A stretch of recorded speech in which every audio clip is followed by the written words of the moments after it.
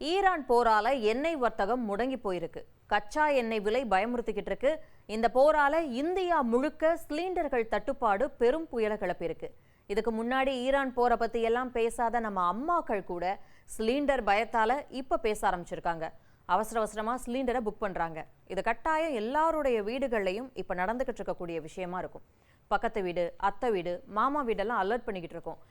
உங்க வீட்ல எல்லாம் சிலிண்டர் வாங்கி வச்சிட்டீங்களா, இல்லைன்னா சீக்கிரம் புக் பண்ணிடுங்க அப்படின்னு சொல்லி ஒருவித பதற்றத்துல எல்லாரையும் நம்ம எச்சரிக்கை விடுத்துக்கிட்டு இருக்கோம்.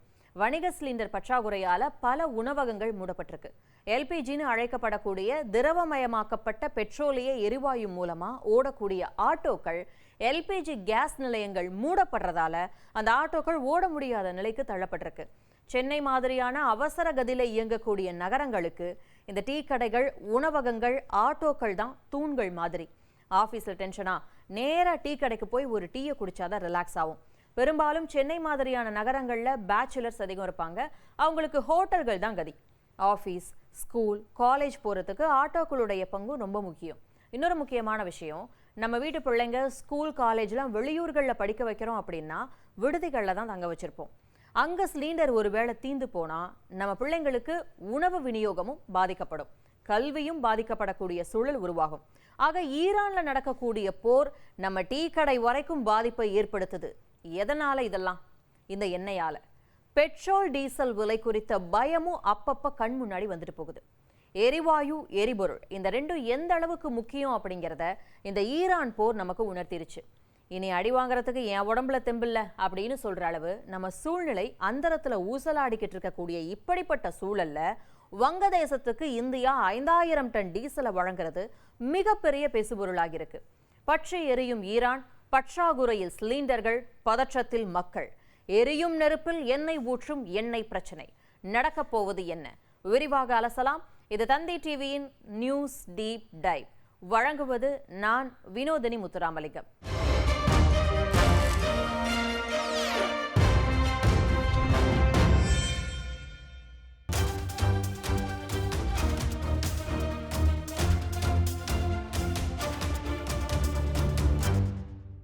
முதல்ல எங்கேயோ நடைபெறக்கூடிய ஒரு போர் ஏன் உலகம் முழுவதையும் பாதிக்குது?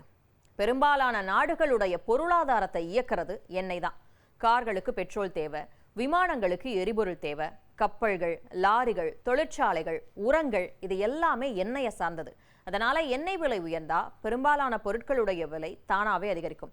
விலைவாசி கூடும், போக்குவரத்து செலவு அதிகரிக்கும், விமான டிக்கெட் விலை உயரும், பணவீக்கமும் அதிகரிக்கும். அடுத்து உலக கச்சா எண்ணெய் வர்த்தகத்தை கட்டுப்படுத்தக்கூடிய ஒரு சிறிய கடல் வழி இருக்கு. அதுதான் ஈரான் மற்றும் ஓமன் நாடுகளுக்கு இடையில உள்ள ஹோர்முஸ் நீரிணை. இந்த ஈரான் போர் ஆரம்பிச்சதுக்கு அப்புறம் தான் இப்படி ஒரு நீரிணை இருக்கிறதே நம்மள பெரும்பாலானவங்களுக்கு தெரிஞ்சிருக்கும். இதோட அளவு என்ன தெரியுமா? வெறும் 40 கிலோமீட்டர் அகலம்தான். ஆனா உலக அளவுல பயன்படுத்தப்படும் எண்ணெயில சுமார் 20% தினமும் இந்த வழியா தான் கடந்து போகுது. சவுதி அரேபியா, ஈராக், குவைத், ஐக்கிய அரபு அமீரகம் போன்ற நாடுகள் தங்களோட எண்ணெயை இந்த கடல் வழியா ஆசியா, ஐரோப்பா மற்றும் உலகின் பிற பகுதிகளுக்கு அனுப்புறாங்க. இந்த வழி மட்டும் முழுமையாவோ இல்ல பாதி மட்டுமோ கூட முடக்கப்படுது அப்படின்னு வைங்க, சர்வதேச எண்ணெய் விநியோகம் உடனடியா குறையும், உடனடியா விலையும் உயரும். இன்னொரு விஷயம், இந்தியால ஏன் இதனால அதிகம் பாதிக்கப்படுது அப்படிங்கிறது. ஏன்னா இந்தியா பயன்படுத்தும் எண்ணெயில சுமார் 85% வெளிநாடுகள்ல இருந்துதான் இறக்குமதி செய்யறோம். அதனால நமக்கு அதிக பாதிப்பு ஏற்பட வாய்ப்பு இருக்கு. நம்மள பெரும்பாலானோருக்கு இந்த சந்தேகம் இருக்கும், ஈரான் போரால இந்தியால சிலிண்டர் தட்டுப்பாடு ஏற்படுது அப்படின்னு சொல்றாங்க, அது எப்படி அப்படின்னு தோணும். ஏன் அப்படிங்கிறத பார்க்கலாம். அதாவது உலகின் பெரும்பாலான எண்ணெய் மற்றும் எரிவாயுவானது ஈரான் மற்றும் வளைகுடா நாடுகளுக்கு இடையில உள்ள ஹோர்முஸ் நீரிணை வழியா தான் வருது அப்படின்னு பார்த்தோம். அந்த பகுதியில பதற்றம் அதிகரிச்சா பாதுகாப்பு அச்சம் காரணமா எண்ணெய் மற்றும் எல்பிஜி திரவமயமாக்கப்பட்ட பெட்ரோலிய எரிவாயு ஏற்றி செல்லக்கூடிய கப்பல் போக்குவரத்து பாதிக்கப்படும். இந்த எல்பிஜி 2 முக்கியமான பயன்பாடுகளுக்காக பயன்படுத்தப்படுது. வீட்டு பயன்பாட்டிற்கான சிலிண்டர்கள் மற்றும் உணவகங்கள், பேக்கரிகள் பயன்படுத்தக்கூடிய வணிக சிலிண்டர்கள்.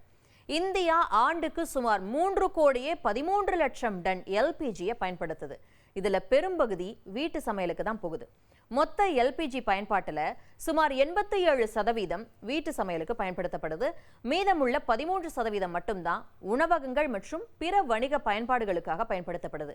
இந்தியா தானா உற்பத்தி செய்யும் எல்பிஜி அளவு போதுமானதா இல்லாததால சுமார் 62% வெளிநாடுகள்ல இருந்து இறக்குமதி செய்யப்படுது. இந்த இறக்குமதியில 85% 90% எல்பிஜி கப்பல்கள் ஹோர்முஸ் நீரிணை வழியா பயணம் செய்து அதுல பெரும்பாலானவை கத்தார், சவுதி அரேபியா, ஐக்கிய அரபு அமீரகம் போன்ற வளைகுடா நாடுகள்ல இருந்து வருது.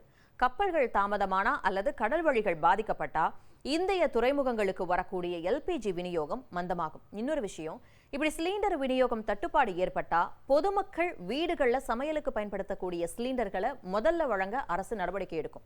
இதனால ஹோட்டல்கள், தேநீர் கடைகள் போன்ற இடங்களில் பயன்படுத்தக்கூடிய வணிக சிலிண்டர்கள் கிடைக்கக்கூடிய வாய்ப்பு குறைஞ்சிடும். இன்னொரு விஷயம், போர் காரணமா எண்ணெய் விலை உயர்ந்தா கப்பல் போக்குவரத்து செலவுகளும் அதிகரிக்கும். சில நேரங்களில் கப்பல் போக்குவரத்து தாமதமும் ஏற்படும். இதனால சென்னை, பெங்களூரு, மும்பை போன்ற பெரிய நகரங்கள்ல குறிப்பா வணிக எல்பிஜி சிலிண்டர்கள்ல தட்டுப்பாடு உருவாகும். இந்தியா முழுக்க உள்ள பெருநகரங்கள்ல உள்ள உணவக சங்கங்கள் விநியோகம் மறுபடியும் சீராகலைனா ஆயிரக்கணக்கான உணவகங்கள் தற்காலிகமா மூடப்பட வேண்டிய நிலை வரும் அப்படின்னு கூட எச்சரிக்கிறாங்க.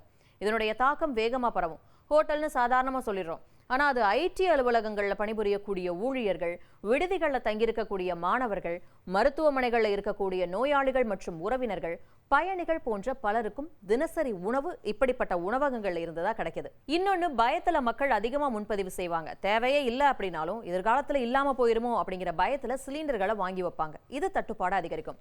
இப்ப இந்த சிக்கல் எப்படி வேலை செய்யுது அப்படின்னு நமக்கு புரிஞ்சிருக்கும். ஈரான் போர் நடக்குது, அதனால வளைகுடா கப்பல் போக்குவரத்து பாதிக்கப்படுது, அதனால எல்பிஜி இறக்குமதி மந்தமாகுது. அதை சமாளிக்க வீட்டு சிலிண்டர்களுக்கு முன்னுரிமை கொடுப்பாங்க. இயல்பாவே வணிக சிலிண்டர் தட்டுப்பாடு ஏற்படும். பயத்துல மக்கள் அதிகமா சிலிண்டர்களை வாங்க முன்பதிவு செய்ய துவங்குவாங்க. இதன் விளைவா தட்டுப்பாடு ஏற்படுது. இந்தியால அதிகாரப்பூர்வமா சமையல் எரிவாயு பற்றாக்குறை இல்ல, ஆனா பற்றாக்குறை இருக்கலாம் அப்படிங்கிற அச்சம் காரணமா மக்கள் அதிக சிலிண்டர்களை முன்பதிவு செஞ்சு வாங்க துவங்குறதால இப்ப சிலிண்டர் விற்பனை நிலையங்கள்ல நீண்ட வரிசைகளை பார்க்க முடியுது. இதுக்கு பேரு பேனிக் பையிங் அப்படின்னு சொல்லுவாங்க. தேவையோ இல்லையோ ஆனா பயத்துல வாங்குறது. ஆயிரக்கணக்கான மக்கள் ஒரே நேரத்துல இப்படி செஞ்சா விநியோக அமைப்புல தற்காலிக அழுத்தம் உருவாகும். இந்தியாவுக்கு சுமார் 25-30 நாட்களுக்கு போதுமான எல்பிஜி இருப்பு இருக்கிறதா சொல்லப்படுது. சுத்திகரிப்பு நிலையங்களும் எல்பிஜி உற்பத்தியை அதிகரிக்கிறாங்க. ஐக்கிய அரபு அமீரகம், ஆஸ்திரேலியா, கனடா, அமெரிக்கா போன்ற நாடுகள்ல இருந்து இறக்குமதி தொடர்ந்து நடைபெறுது. இப்படி இருக்கப்ப அரசு ஏன் சில கட்டுப்பாடுகளை விதிக்குது அப்படின்னா, சிலிண்டர்களை வாங்கி குவிக்கிறது மற்றும் கள்ள சந்தையில விற்பனையை தடுக்கிறதுக்காக. அதுல ஒரு முக்கியமான விதிதான் புதிய சிலிண்டரை 25 நாட்கள் கழிச்சுதான் பதிவு செய்ய முடியும் அப்படிங்கிறது. அடுத்து ஆட்டோ. பெட்ரோலை விட செலவு குறைவு அப்படிங்கிறதால ஆட்டோக்கள் எல்பிஜி எரிபொருளை தான் பயன்படுத்தி ஓட்டுவாங்க. ஆனா சென்னையில உள்ள பல வணிக ரீதியான எல்பிஜி நிரப்பும் நிலையங்கள்ல போதிய எல்பிஜி இருப்பு இல்லாததால பல மையங்கள் மூடப்பட்டிருக்கு. இதனால ஆட்டோக்களும் ஓட முடியாத சூழல் உருவாகியிருக்கு. ஆட்டோ ஓட்டுநர்களுடைய வாழ்வாதாரமும் பாதிக்கப்பட்டிருக்கு. ஆக நம்ம நிலைமையை ஐசியூல அட்மிட் பண்ற அளவு இவ்வளோ பரிதாபமா இருக்கு. இப்படி இருக்க சூழல்ல வங்கதேசத்துக்கு இந்தியா 5000 டன் டீசலை வழங்குதான். இதுதான் பலரையும் கொதிப்படைய வச்சிருக்கு. அஸ்ஸாமுடைய நுமலிகர் சுத்திகரிப்பு நிலையத்திலிருந்து இந்தியா வங்கதேச நட்பு பைப்லைன் வழியா 5000 டன் டீசலை முதற்கட்டமா வழங்கியிருக்கு. வங்கதேசம் தன்னோட எரிபொருள் தேவையில 95% இறக்குமதியை தான் நம்பியிருக்கு. இப்ப ஈரானோட ஹோர்முஸ் நீரிணை முடங்கி இருக்கிறதால அந்த நாட்டுல மிகப்பெரிய எரிசக்தி சீர்குலைவு ஏற்பட்டிருக்கு. வருடத்துக்கு 1,80,000 டன் டீசல் வழங்க இந்தியா ஒத்துக்குச்சு. இது இரு நாடுகளுக்கு இடையேயான நட்புறவை பலப்படுத்துறதுக்கான ஒரு வாய்ப்பா இந்தியா பாக்குது. தட்டுப்பாட்டை போக்க அடுத்த 6 மாதங்கள்ல 90,000 டன் டீசல் வழங்கப்படவிருக்கு. பைக்குகளுக்கு 10 லிட்டர், கார்களுக்கு 40 லிட்டர் அப்படின்னு எரிபொருள் விற்பனைக்கே வங்கதேச அரசு உச்சவரம்பு நிர்ணயிச்சிருக்கு. ஏன்னா வங்கதேசத்துல பெட்ரோல் பங்குகள்ல நீண்ட வரிசைகள்ல மக்கள் காத்திருக்காங்க. இப்படிப்பட்ட சூழல்ல இந்தியாவுடைய உதவி அங்க பெரிதும் பாராட்டப்படுது. தனக்கு போகத்தான் தானமும் தர்மமும் அப்படின்னு நினைக்கிறதா, இல்ல இப்படிப்பட்ட நெருக்கடியான சூழல்ல கூட இந்தியா மனிதாபிமான ரீதியா இவ்வளோ பெரிய உதவி செய்தே அப்படின்னு நினைச்சு பாராட்டுறதா அப்படின்னு மக்கள் இரட்டை மனநிலையில இருக்காங்க. ஹோர்முஸ் நீரிணை முடக்கப்பட்டா அமெரிக்கா 20 மடங்கு அதிவேகத்தோட தாக்கும் அப்படின்னு ட்ரம்ப் எச்சரிக்கை விடுத்திருக்காரு. அவருக்கு என்ன, மிரட்டிட்டு போயிடுவாரு. அடி வாங்குறது நம்மள மாதிரியான நாடுகள் தானே. ஏன்னா ஈரானுக்கு மட்டும் ஹோர்முஸ் நீரிணையை முடக்கணும் அப்படின்னு ஆசையா என்ன?